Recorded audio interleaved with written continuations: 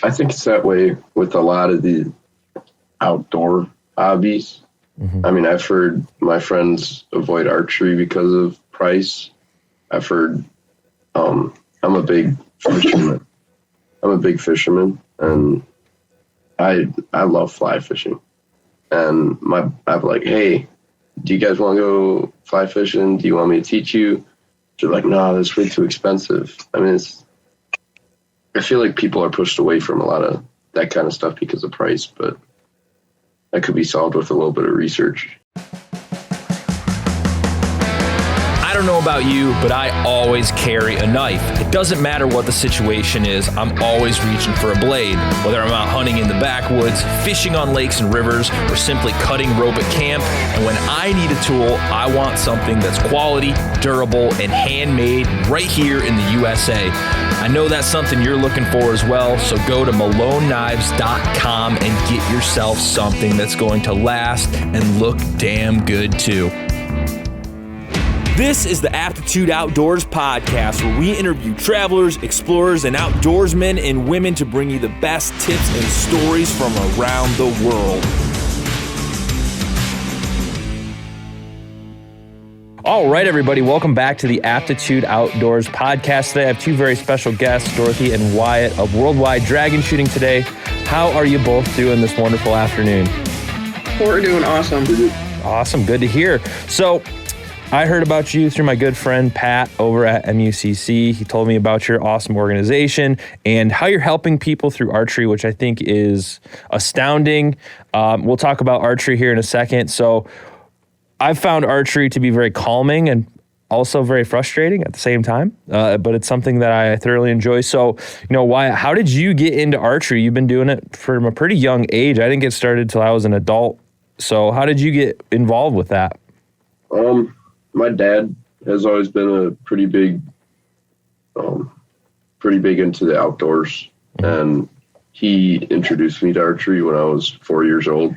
Wow. So we went to a shop. He got me my first bow, and ever since then, I've just been hooked on it. So it looks like from all the stuff I've seen, you shoot more of like a traditional archery, like the recurve bow and stuff. Is there any reason in particular that you love that, or is that just what you grew up on? My first bow was a little bear compound, I think. And then after that, I got pushed more into the traditional and like recurve and longbow sense. Ever since then, I just haven't really changed it. I love it. I've heard it's way more difficult than shooting a compound bow. Like you got to rely a little bit more on your intuition than you do as much with a compound bow. It's pretty much like a very highly dialed tool that can shoot very far pretty accurately. Is the recurve just more skill, or is it, just more intuitive? I'm not sure. I've never shot one, honestly. At the end of the day, it's a stick and a string that took a long time to make. And there's a technique to it. It takes a while of just practice and determination, but you get a hang of it.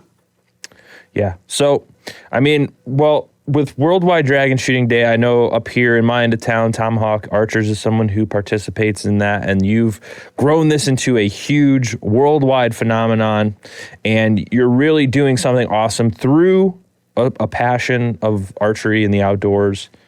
You're helping people deal with something that we don't talk about a lot, which is, the loss of a loved one, grief, and you're trying to raise awareness of that. So what's the story of Worldwide Dragon Shooting Day for those who don't know? I know you guys have a pretty well-oiled organization. You're doing really great things, but for maybe my listeners who don't know about it, what's this all about? So after my dad did pass away when I was 7, I went to a grief camp. And when I was there, they asked us if we could have one holiday in honor of our loved one, what would it be? Mm-hmm. And my dad, he was an artist for TSR. And he worked on like Dungeons and Dragons and all that cool stuff. So, dragons were a no-brainer. And through that archery, I figured, hey, why don't I shoot at dragons? So I came up with the Worldwide Dragon Shooting Day. And ever since then, it just took off. So you guys do a lot of community work. It's grown a lot since you've started the organization. So we're talking about this a little bit earlier, Dorothy, but what has become of this over the years? I mean, you've been doing this for a while now, and it sounds like you're kind of getting into more avenues to be able to help more people, which I think is a great thing. Any excuse to mix the outdoors and getting people, whether it's help with mental health or dealing with loss or whatever, I think the outdoors is the best avenue because it's just such a peaceful and calming place. Yeah, it really is. And when Wyatt, I'm going to go back a little bit to when you had asked Wyatt about why he started and traditional and different things. Mm-hmm. This is how, when Wyatt's dad passed away, this was his first experience with death. Mm-hmm. And I wanted to make sure it was done correctly, and I wanted to make sure that he had an invisible connection to his dad. And how do you do that at that young of an age? Yeah. When he came back from the grief camp and he was talking about that, and the other kids kind of, they said it was cool. And then some kids were like, yeah, but that's never going to come true. That's a dream, and dreams never come true, I felt it was really important that we had to get this done to show him that there is some kind of connection and this is how we can do it. We really threw ourselves into archery, thanks to a club that, voted us in and paid for our dues and everything. And we shot archery every weekend. And then in the summer, it was every day. Mm-hmm. And it was walking through the woods. It was going through the trails. Dennis, my husband, Wyatt's dad, and I'll get a little misty eye because I always do when I talk about it. Yeah. He used to transport Wyatt into the woods without walking him in there because he couldn't mobility wise, he couldn't do that. So he used to regale him of stories of deer hunting, and going out and just, walking and scouting and doing different things. And it was kind of a common, analogy to say, let's do it this way. And I had never shot archery before. So a week after, Wyatt's dad died, we went to the club and I had my husband's recurve. I didn't have a clue if this was the right draw weight. I didn't know which way was up, Mm-hmm. But what we learned is that archery really became, the bowstring became our invisible string, and archery became our lifeline. And that's really what was important, is that walking and going out in the woods, and that's how we grieved. We grieved down the bow. Mm-hmm. We grieved down the arrow. Every arrow we shot, we whittled away a little bit more of our grief. I never looked back at, once I was able to shoot his recurve, what I like about it is that you need to shoot with both eyes open. And that's what life is about. You need to see everything with two eyes. Mm-hmm. Compound, it's whittled down to, you have to shoot with one eye. So you're losing some vision. And philosophically, I'm looking at, let's do it this way or let's do it that way. So not to get off stream on that, sorry. No, that's okay. That's one of the biggest reasons why we did that. Mm-hmm. And I kind of threw, myself into the grief aspect of it, and decided to go, back to college to get an associate's degree. And I'm a grief support specialist. I'm certified level 2 archery instructor. And then also, I teach grief therapy through archery, as well. Our Dancing Arrow Club is an offshoot of WWDSD. And we work with grief camps and hospice centers and individuals that need it. I think that is really great because I found that, I'm not the greatest archer in the world by any standard. I'm accurate enough, I suppose, for my purposes, but I found that the practice of archery, it kind of transports you to a new place. You kind of have to tune out all of the distractions in your life that are like going on around you, like, you know, cars driving by on the road, the wind whipping, you know, there's everything around you is moving really fast, and you have to just focus on the moment and making sure that all of your positions are correct. You have to focus on your anchor points. You have to focus on your body positioning. You have to focus on your arm positioning. You have to make sure you're doing a follow through. All these little mini things that add up to an archery shot, I think really kind of make you live in the moment when you're shooting that arrow. Because I mean, and the thing with hunting too, if you add the aspect to it, which we'll talk about you hunting as well here in a little bit, I think the thing is, like, you practice and you practice and you practice, because when the opportunity comes, if you are hunting, you get one opportunity. It's not like a video game. It's not like a, you know, we get a restart. You know, if there's a deer in front of you, you have one opportunity. And you have to really focus on that moment, that one moment, because it's gone like that. So in grief, you know, in dealing with grief, I think that's a very useful tool, and I don't think it should be overlooked as something to help, because you can't do anything but focus on the moment and try and get calm. And it just is it's almost like a Zen thing to help you really, really live that moment and that and like put all your focus into one thing, which I don't know if you guys noticed. Nowadays, that's very hard to do. There's so many distractions every waking moment. It's just hard not to live right now. So I think what you're doing is great. How many people do you think that the program has helped, if you have numbers or if you could ballpark it over the last few years? Because it seems like you're doing quite a bit of outreach, which is a great thing to do. A lot. It's hard to put a number on it. Yeah. I mean, I know that over the years, so Dennis will be gone 10 years in March of next year, and we've been doing this 9 years.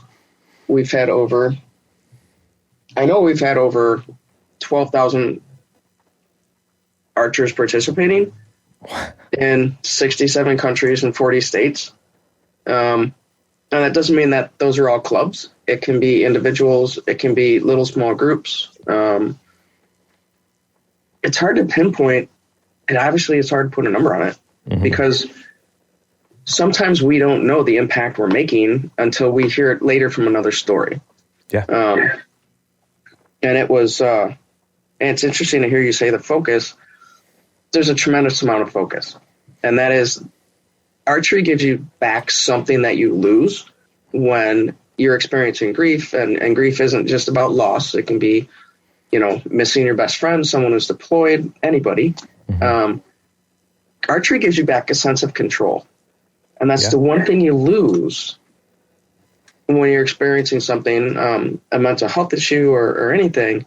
You lose control, and you have to be in complete control of what you're doing with archery. And it's a lot of muscle memory. Grief is a lot of muscle memory too. You'll see a sound, a smell, a song, and all of a sudden it'll slap you in the face, and it's like, oh, muscle memory is coming back. How do we do this? What do we do? So yeah, it's all about being in control and focusing and being in the moment, because you don't have control over anything else at the time. Yeah. Yeah. And that's absolutely true. And, you know, I think that I wish more people would get into archery, and it's kind of like, I guess it's kind of a good thing that it's a fad right now. There's a lot of like archery, big name archery hunters and stuff that are really in the spotlight right now. But it's good to see it being used for help. And I think a misconception with archery that I believed for a very long time is that it's expensive to get into, which I don't really know that it is at this point in time. Like there's definitely groups out there that have rental equipment to see if you like it. But I mean, I've seen bows that are pretty nice, even compound bows or like recurve bows you could buy at the store for a few $100s. I mean, obviously they're not going to be the bows that you could shoot at, 100 yards or something like that. But do you find that people have that hesitation with archery? They think it's going to be this big expensive thing and they don't know if they can get into it, or I don't know. I've always had that misconception. Yeah. I think it's that way with a lot of the outdoor hobbies. I mean, I've heard my friends avoid archery because of price. I've heard, I'm a big fisherman. And I love fly fishing.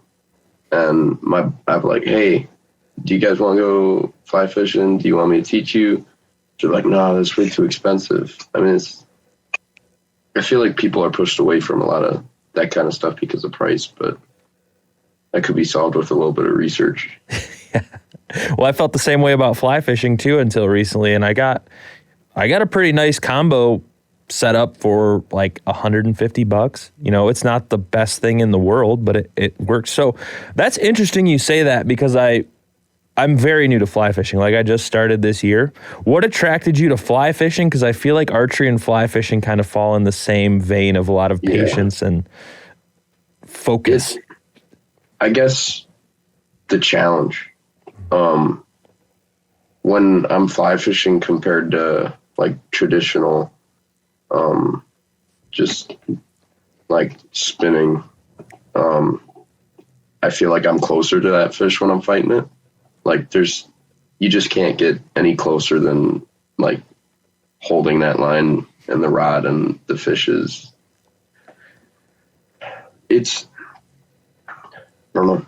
It feels a lot more, I guess, primitive. And that's the same with traditional archery. You're a lot closer to what you're doing than you were with something like traditional fishing or I don't know. There's fun in doing something more difficult because you can and because you enjoy doing that. Like, knowing that I'm doing something that people did hundreds of years ago the same way that they did it is pretty neat, you know? And I think just the whole history and culture of fly fishing and traditional archery are just really awesome. It's so funny that you say that, because I sound like I'm listening to myself talk. I love that thought process, because it's like with the amount of technology and stuff coming out of nowadays, I mean, we have everything that you could imagine. Like, if you can think of it, it exists. You can go online and buy it, essentially. And I really like that thought of like going back to a primitive thing, because it kind of gives you a glimpse back into the past of like, we have it really good right now in the fact that we can pretty much buy and get whatever we want. Even if someone who doesn't make a lot of money could still pretty much get anything out there on the market for hunting and fishing for relatively inexpensive. But to take that extra step and do it just because it's harder, I think that's a really good mindset. And it's also like gets you more in tune with, like you said, the fish. You kind of like feel like you're connected to something primitive that we've been doing for hundreds of thousands of years as human beings that we're kind of losing nowadays. So it's interesting to see someone so young say that, because that's like a mindset that people get when they're like 70. You know, you see all these old guys talking about the stuff. That's really interesting. And I think that's really impressive. And when you go out and fish, what species do you really, everybody's got their favorite species to go after. I mean, you got to have a favorite. I love trout. That's my bread and butter. I recently got my first king salmon on the Sheboygan River, and that was on my fly rod, and that was something else. Was it a battle? Oh my God. I was using, I brought my, I have a 9-weight. Mm-hmm. I brought my 9-weight because I got it in anticipation for this.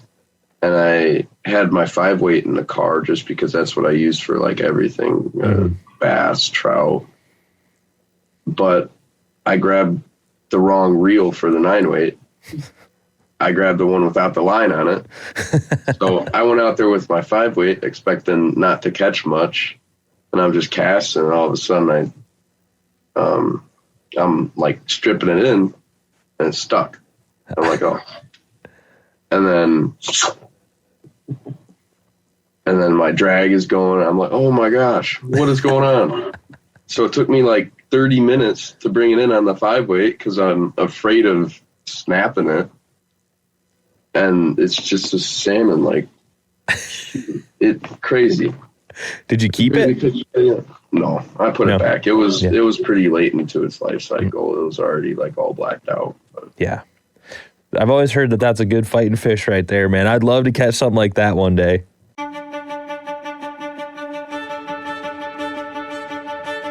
I was asked recently, what does the outdoors mean to you? To me, the outdoors is everything. It's like the growth model that consumes the entrepreneur or the unending drive that pushes the athlete to outperform the competition.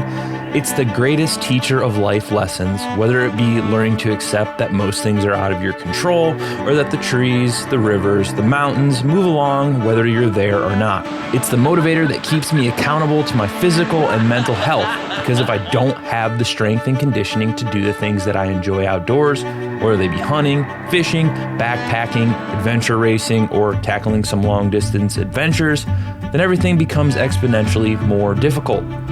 Most importantly, the outdoors allows me to be, to think, to exist in the same plane that the majority of the natural world still exists in.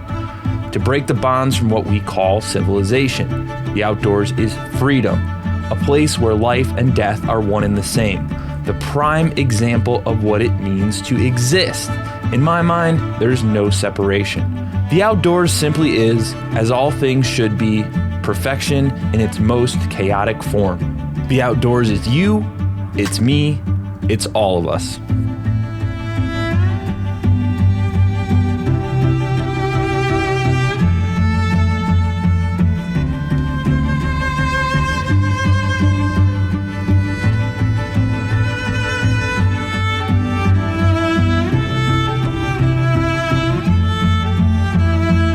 I am still working on my cast. I might be the worst fly caster of all time because I grew up, just fishing with spinning. It's like all I've ever known. So it's like trying to do the exact opposite. So I'm always super jealous of people like you who just can go out there and do it, because I'm like in my yard snapping lures off and flies. I've been doing it for I've been doing it for how many years? About 4. And I'm still not very good at casting. Like I still see myself like wind knots and snapping them off, and it's a really meticulous thing to get your cast good, but I feel like the biggest thing for me that helped, rather than like bending your wrist trying to get that, keep it straight and use your arm and elbow to do it. And then think of your rod as a spring. Your line on that like spring, when you bring it back, you want all your line to kind of lay out behind you, and then throw it forwards, and that line will just... Sweet. I need to really work on it because I would love to go out and do it.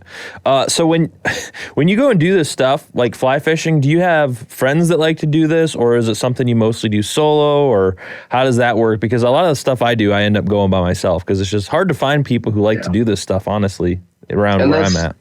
That's my struggle. I mean, a lot of my friends have said that they're interested in it, but whenever I'm going out, they're always busy or something, and I always end up going by myself. But I like it a lot. I don't mind going by myself because it's just so peaceful out on the water and outside and just in general outdoors. But there's something about putting on waders and getting in knee deep water by yourself that's just peaceful. Yeah, it's the outdoors. I love hunting season. I love fishing season because I get to go out there in nature and just be out there. I'm always saying, even if I don't get anything, I'm still happy just to be outside, So speaking of, I've heard through the grapevine that you got your first deer. What was that experience like, man? That's all rush, isn't it? It was awesome. I learned about adrenaline crash afterwards. Oh, yeah. Took a big fat nap. That was something else. I love it. How'd it go down? What was it? What was the story here? I mean, there were some little spikes they were eating, and then this big dude just comes over, and I mean, it's almost like he looked at him and they like gave him his space. So this dude was a bully. And I was watching him. I'm like, hey, is that? Do I shoot him? They're like, yeah. I'm like, okay. So I'm just waiting. Then I get a good broadside shot, and I'm like, all right. So I took the shot, and then he jumps right away, and he just zoom. And I was like, oh, shoot. Did I not get him good? Like, what happened? But I double lunged him. So they had me track him too, and I was like, oh, there's blood. And I probably got within like 15 feet of the thing just lying in front of me, and I hadn't looked up because I was looking at the blood. So they were just like looking at the deer as I was. That was something else. I wanted to go out by myself this season. I'm hoping to be self-sufficient next season enough where I can like find a place where I can go and just set up and wait for one, but we'll see. Yeah, it's that experience when you first see the deer and your heart gets going. Yeah. There's nothing like it. It's just wild. And it's the hardest part for me is calming myself down. I literally have to sit there and tell myself, like, breathe, remember to aim, remember to do all the stuff you've been practicing for years to try and be able to like shoot accurately. Don't just Hail Mary it off into the distance and hope for the best, because I've seen people do that and it's scary. So were you confident since you've been shooting bow for so long? Were you like confident in your shot right off the bat? Because even pro archers, sometimes they're just like, I don't know, that might have been a little off. This was rifle. And oh, okay. My next year I want to get a bow with my longbow. And I mean, same thing with that rifle. It was still like the adrenaline was going. It was crazy. Yeah. And I just feel like next deer I'm getting it out of bow. That's what I'm doing. It's a whole new experience. That's for sure. And because I'm going to do it with my longbow, I feel like just being that much closer to the deer when I do it, it's going to be even more heart pumping. But, well, I think you'll find that it's the way that you feel about fly fishing is how you're going to feel about bow, because it's a similar story. I got my first deer with a shotgun, and he was relatively far away, but I still got heart racing. But then last year I got my first deer with a bow. And I mean, you're like seeing the whites of its eyes. It's like up in your face and you're just like, wow, this is really intense. So it's like a whole different thing, but it's just a lot more, you're like feel in tune with nature a lot more, because there's no bang, there's no loud noises. It's just, you and your skill versus the deer, which is very difficult. So are you planning on, do you have like a tree stand, or you want to hunt from the ground? I know I prefer to hunt from the ground, but sometimes it's just not conducive to anything. I'm doing my research. A lot of my friends swear by like saddle hunting. They think that's the way to go. I'm looking into it. I mean, it doesn't cost anything to sit on a 5-gallon bucket. Sure doesn't. But at the same time, I feel like I'm going to pass up on a lot of deer before I finally like learn enough to be able to get one. Mm-hmm. I'm sure that there's things that you can't learn by doing research. You got to be out there. Very true. I'll learn more as I go, I guess. But I think right now I'll probably work from the ground. Well, the thing that people always have to remind me is they don't want to die. So they're very hard to get, they're not stupid. Everybody thinks deer are stupid. They're not stupid at all. They're very intelligent creatures when you're on their turf. And I've had plenty of missed opportunities over the last 5 or 6 years trying to learn to hunt on my own. And it's really true. The best thing you can do is sit out there and just watch them, because they're going to do what they're going to do. They're not robots, like people want to think. They're wild animals and they're going to do what they want. Do you have any ambitions someday of hunting other animals? I know it's really tempting to look online and see all the cool stuff that there is, and someday you want to do that. So in the future, what would be some stuff that you'd like to hunt or fish, either or? Man, there's a whole bucket list for that. Oh yeah. Starting off with bow hunting, I want elk. Elk is up there. Mm-hmm. I mean, something about going out there with like a bugle or something and making that noise. I mean, they're just such intriguing animals. They really are. And elk are up there. Bear. A bear would be cool. Mm-hmm.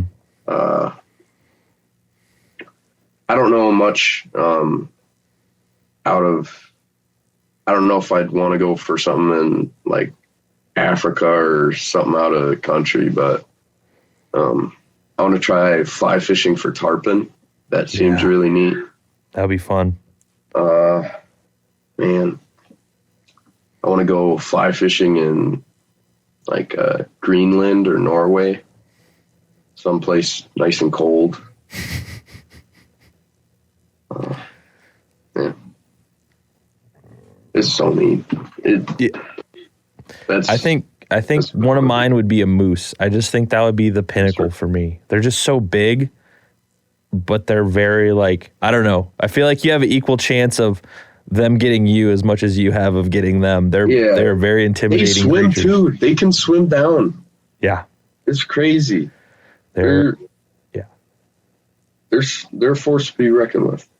I heard they're the most dangerous animal in the United States, besides humans, if you want to go that. Well, one of the things that I was really impressed with when I was talking, with Pat about, your organization, looking stuff up, is you both have done a TEDx talk, which I think is very awesome. That's like a highly esteemed thing. That's a really, really important thing, and a lot of people are able to get a lot out of other people's experiences. So what was it like giving a TED talk? That's a big deal. Like that's big stuff. I know it was a while ago, but how'd you go about that? How'd it feel? I feel like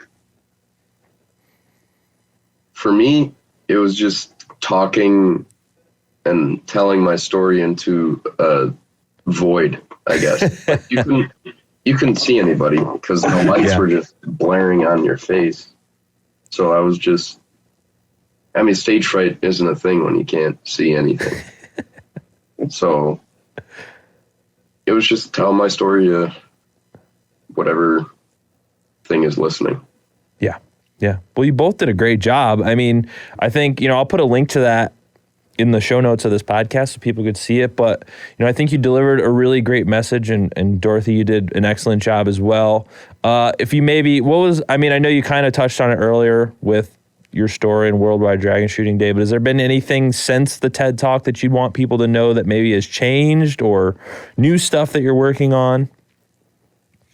One of the things that has evolved since then, and that's been almost 4 years. It was 4 years ago because Wyatt was 13 when we did it. We came up with Dragon Slayer kits. So these are miniature versions of what we do at clubs. Okay. So when we were first doing it, to go backwards a little bit, what a dragon shoot is it's an archery event where people are slaying dragons. So you're shooting at hand painted dragons. So it doesn't matter where you go. They're all hand painted dragons. It originally started out as paper targets where somebody had drawn and we went to a printer, and thanks to Tomahawk Archers, we've evolved even on that aspect of it. So these miniature kits, they're kits where you make your own bow and arrow, and it's out of craft sticks. It's out of ear suppressors, They're small ear suppressors, skewers, and you make your own dragon target, your own target holder. And then you get a button and an arrow necklace, and just showing that you belong to our family. And then for kids who are in a hospital and can't do that, we've 3D printed bow and arrows.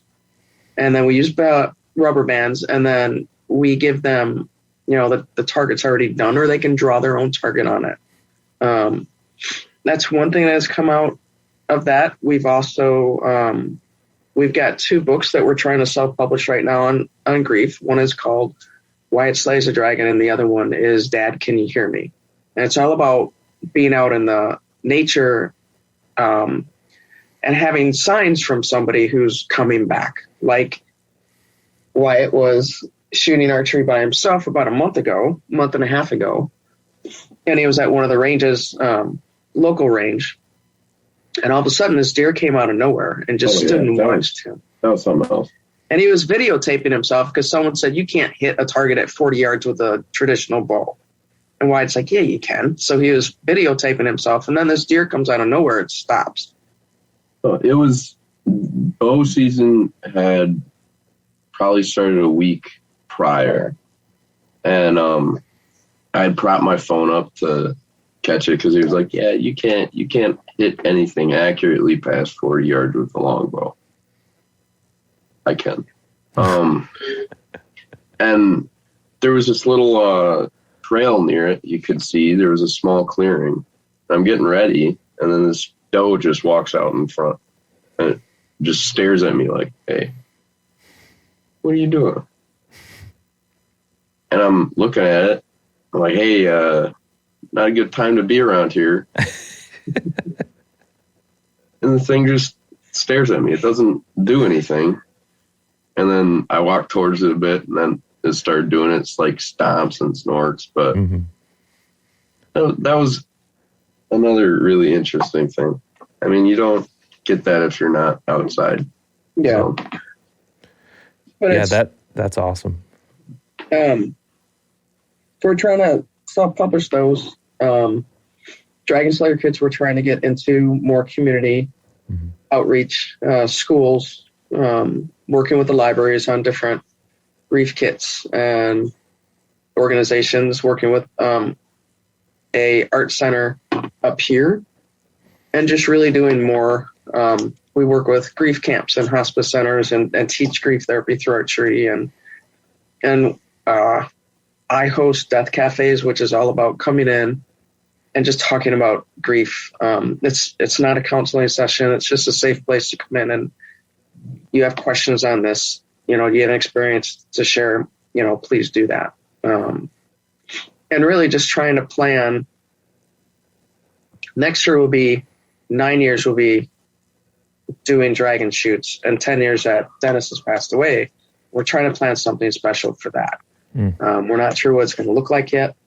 And just really try to get in our goal when we became a nonprofit a year and a half ago was to try to, within 5 years, have a building and have our own grief support center, and have an indoor archery range there, which would be part of the therapy that we would work on.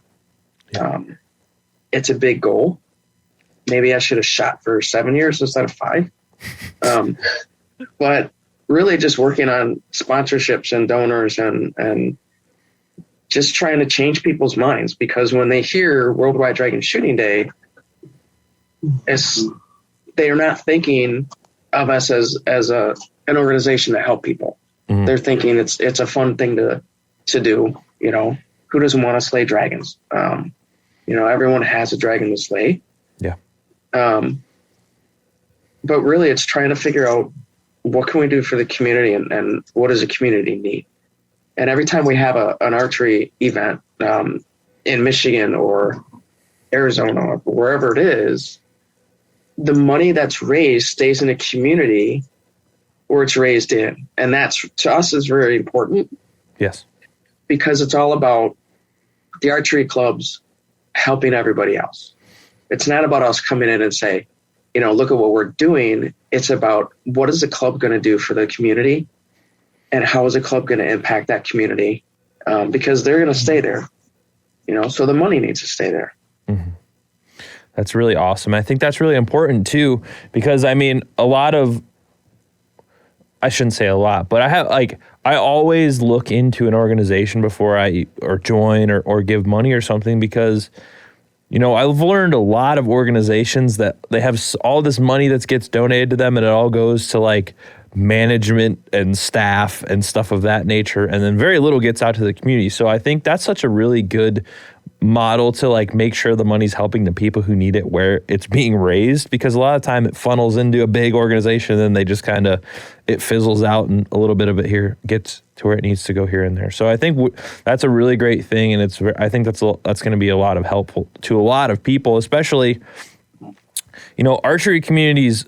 Great. There's more and more archers every day, but it's not a huge community. It's not like a massive community like video gamers or something, like everybody plays video games or something, but not everybody's into archery. So raising awareness for that, getting people outside at the end of the day is just helpful. How does, besides kind of what we've touched on already, either of you, what does being in the outdoors do for you? It doesn't have to be hunting or fishing. I mean, just being outside around the woods or the lakes or whatever. How does it help you personally, both of you?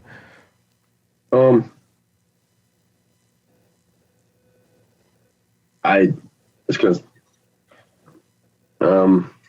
feel like it's kind of cliche, but it's where I belong. That's the best way I can say it. I feel better outside. I grew up outside. I don't know where I would be without it. You can learn a lot just from being quiet in the woods. Like, I don't know how else to put it. Yeah, I would 100% agree. Dorothy? The water grounds me.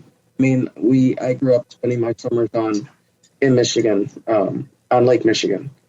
I was always that tomboy, so I was always the one out hiking in the woods by myself, or looking at this and looking at that, picking up, snakes and freaking out my sister with that, or whatever. There's a special energy that you get from being outside and just from having solitude or having somebody else with you. Even if you have company in the woods, it's still a very solid, solitude setting, because you're not really talking using words or communication. You're listening to what you're walking through and experiencing. So you're both having the same atmosphere, but you're each getting something different out of it, if that makes sense. Yeah, absolutely. And I think for me, it's just kind of back to what Wyatt said. Like, it just feels more normal for me to be outdoors. Like, for example, the other day, Thanksgiving morning, I went out with a friend. I've just, gotten involved with duck hunting this year. It's really something that I enjoy. I've found that I maybe enjoy it more than deer hunting, which is, I never thought I'd say that, but it's kind of weird when people that aren't into the outdoors, you talk about something and to them it sounds terrible. Like I woke up at 4 a.m. We drove an hour out to these marshes. The water was frozen. We were literally breaking ice, like trying to get to where we were going. We were walking through, probably 1/4-inch ice, breaking it to get and set up duck decoys. And never was I in a moment out there like, I don't like this. I couldn't feel my hands. It's freezing. But then you see the sunrise come up over this marsh and you see ducks flying everywhere. I mean, we probably saw a flock of like 500-600 ducks fly overhead. And it's like, you don't see that anywhere. You'll never experience that by sleeping in your house. You know what I'm saying? So like, I think it brings this like whole new perspective of the world isn't just parking lots and strip malls and cities. Like, there's this whole other world that people don't get to enjoy because I don't know, I feel like a lot of people are scared of it because they just don't know. They're so used to being indoors. So like, I was gonna date myself. There used to be a commercial way back when, and it was a Native American Indian paddling a canoe through lakes and rivers, and it was pristine and clean, and then it's pollution and it's garbage, and you see this and that, and it's, there's so much technology and so much electronic technology. People forget to breathe, and people forget to take a breath, and they forget there's so many hands pulling them this way and that way, and you need to pay attention to this, you need to pay attention to that, and you got to pay attention to here. You got to pay attention to what is going to make you the best person you can possibly be, because once you are that, then you can help and take care of somebody else. Yeah. And the outdoors does that. I mean, it's all the natural smells that we're meant to be. Yeah. It's the most beautiful thing on earth. It's like the best thing ever. And that's why this podcast exists, is to like let people know that and get them out there. And you are furthering that mission, whether people know it or not. If they get involved with archery, they're going outdoors. They're going to be outside. They're going to appreciate it, even in a smaller sense. And I think all of us working together is really important. I mean, everybody does it their own way. You're focusing on archery as a way to deal with grief, to help people with that. That's just as important as teaching someone to hunt or getting a friend fly fishing with you. That's very important too. And stuff like that is what's going to make, everybody learn to appreciate the outdoors more. Like, not everybody's going to be the next Aldo Leopold or like the world's greatest conservationist, but just making the people aware of why people love it so much, I think, is really important. And something I wanted to talk about that's kind of interesting to me, hunting, and it's along the lines of what you guys do with Worldwide Dragon Shooting Day, is grief and not only dealing with death, but loss and stuff like that. And I think hunting specifically is hard for a lot of people, because at the end of the day, it is death. It is dealing with death. You are causing death. And that's not something, and as someone who, you're certified in helping grief counsel people, well aware that death is not something that people talk about nowadays. We don't talk about it. It's this hidden thing that's got a taboo. It's in the back room, and we deal with it when it happens, and then we're all in shock because we've never experienced it. You know what I mean? Like, it happens, and then we're like, I don't know how to handle this emotion. I don't know how to handle this. What am I feeling? And, though, like, when I talk about hunting, and Wyatt, I don't know if you agree or not, with when you kill an animal, that's the worst part. Like, to me, that's like, I know there's this heaviness that comes with it, because it's like you did something that's you can't undo. Once you pull that trigger or release that bow, what's going to happen is done. And I think that has taught me so much about life and death, more so than reading books, more so than whatever. And I've recently had my grandfather passed away last year, and I think hunting kind of became a sanctuary for me to deal with death, but it also was like learning to accept that, like, none of this is in your control, and sometimes things just don't work out. And I think hunting is such a valuable tool because it teaches you all those lessons in one. Like, if you let your arrow fly and there's something weird happens and flight pattern's wrong, or it bumps a branch and it maims a deer, like, that's out of your control. You do everything you can to keep that within your control. You practice, you do your best to, like, ethically kill an animal to the best of your ability, but at the end of the day, it's out of your control, really.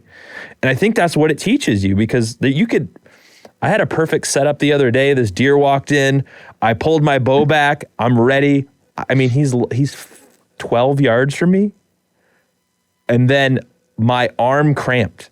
My bicep cramped, and I couldn't let go of the arrow. And it's like, talk about out of your control, but all you can do is say, okay, that sucked. I'm super bummed out, but that's the deer won today, So I don't know if you see a parallel there. I know you guys aren't specifically a hunting organization, but you do hunt and fish. I mean, do you think that helps with that understanding of loss and death and grief and responsibility as a hunter? Do you think it all helps with understanding that at the end of the day? Yeah. What's the first thing you did when you shot your first deer? And you told me. First, you wait. You give it time.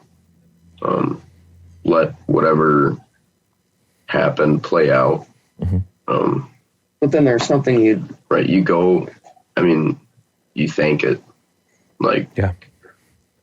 I don't look at it as so much as just like taking the animal's life, and that's all that is. You're using its life for yourself. Yeah. And you're playing into the role of the food chain, like your ancestors have been for the past thousands of years. Mm-hmm. And there's just something, you're being a part of something bigger when you do that. I can't explain it with words, but I think it helps understanding death and grief. Like it's an inevitability. Mm-hmm. You can't avoid it. You can't run from it. It'll happen someday. You might not expect it, but it will. And for that deer, it was going to happen sooner or later. I just used it for myself. Like, I made some jerky with it. It was really good jerky. I loved it. But there's just something about being a part of that, something way bigger than you. That's kind of comforting. Yeah, I would absolutely agree. I think that's a real, there's no other way to put it. It's you're part of nature. You're part of the food cycle. You're part of the world, the way that the world's operated for a very long time until very recently. Like, now, like, it's funny to, like, when you say you think about historical aspects of it, it's like you think about it and you're like, it used to not be weird to hunt, and now it's like weird, I guess, in like society's view. And it used to be like how you lived. It'd be like going to the grocery store. Yeah, that's the part that kind of surprised me when I got like back to school, and I didn't know that at the time I didn't know that not everybody's family was, I guess, into the outdoors. You know, not everybody understands what hunting is, what it's for, the history of it. And I get back and I'm talking about my deer, and somebody's like, hey, why not just go to the grocery store? Like, why'd you have to kill that deer? I don't know. It's just, why? I just never understood how people don't. I don't know. I feel like it's better to go out and harvest your own animal than to go to the grocery store and get one. I don't know. It kind of surprised me that people don't get that. It's the majority of people that are that way, unfortunately, but we can only do so much. That's one thing we remind ourselves of when we do things like this. Like, you can't change everybody's opinion, but yeah. I'm glad that you think that way. That's a really good way to think. And before we wrap up here, Dorothy, is there anything that you want people to know about Worldwide Dragon Shooting Day, or things that would really help that people could do to help you further the mission? And then, when we're done with that, you can talk about where they can find you and where you're at on social media and things of that nature, so they can get in touch with you. Yes. I mean, really, what we try to do is get sponsorships and donors, because all the shoots that we have, all the money stays there, and you were talking before about, usually the money goes to the organization and the benefactor doesn't see it and that's not true for us. I mean, we're still operating out of most of the stuff that's coming in and going out is out of it's out of our personal pocket. It's not we don't have that revenue built up yet. We're still trying to do that. So if you can go to our website, we've got a PayPal there that you can donate. There's a donate button. We'll have t-shirts coming on. There's different merchandise that we sell on there. But really, we need more shoots. We need more clubs who are willing to do this. Is it a lot of work? Yeah, it is a lot of work. But look at what you're giving somebody in return. You're giving somebody a hand and you're helping them, in essence, giving them hope of, they're not alone. And that's the biggest thing. When you've experienced a terminal illness or death or whatever, everyone feels like they're alone. And we don't want people to feel alone. We want to be that family where you can come to and say, hey, we need help. And how can we do this? So yeah, there's times where we need help and this is how we do it. I've had people say you should do a GoFundMe, you should do this. And I'm like, nope, because there's a lot more people out there that need it more than we do. This is something we're trying to do. So our really archery clubs that are out there, gun clubs that are out there, we've had archery events at axe lounges. We're trying to think outside the box. Where else can we go with this? We sit a lot of different things. We sit a lot of panels and events. We do what we possibly can do. And the other thing when Wyatt was talking about, the grief and talking about death and taking something, the biggest question we get is how long is it going to hurt? And why does it hurt so bad? And what I like to remind people is if you didn't love somebody so much and so hard, it wouldn't hurt so bad. Mm-hmm. So it's actually, you're lucky when you have that much grief, it's because you have that much love and you were connected so much to that one individual. Mm-hmm. It's almost, you're luckier than the other person who never had a connection like that. Yeah, it hurts. It sucks. But you have that once in a lifetime experience. That's going to stay with you. And, condolences on a loss of your grandfather. That's hard. And I'm sure he's with you every time you're out in the woods or you're throwing a line out in the water. Yeah. Yeah. So, I think what you guys are doing is really awesome. I think it's a great thing that you're using something you're passionate about to help somebody. And, I would like to thank you both for coming on the podcast on this afternoon. I hope that you have, more people coming at you. I know some people that I'm going to put you in contact with to see locally here where I live if we can get you some more events coming up for a Worldwide Dragon Shooting Day in your coming year. So thank you both so much. Do you have anything that you'd like to let the world know before we close here? Any closing sentiments? You know what? Be kind to each other.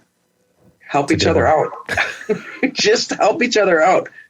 That person that doesn't open the door for you at the grocery store or they're upset and we don't know what's going on with people every single part of our lives. Mm-hmm. Just be kind to them. Have that extra patience. Yeah. It's, we need that a little bit more right now. So and just, be a dragon slayer, impact someone's life positively. Go outside. Go outside. Go play in the woods. Go outside. Now we're talking. Go outside. Well, thank you both so much. I'll let you get back to your day, and I appreciate you taking time to come on the podcast. Thank you so much. I really appreciate it, Paul.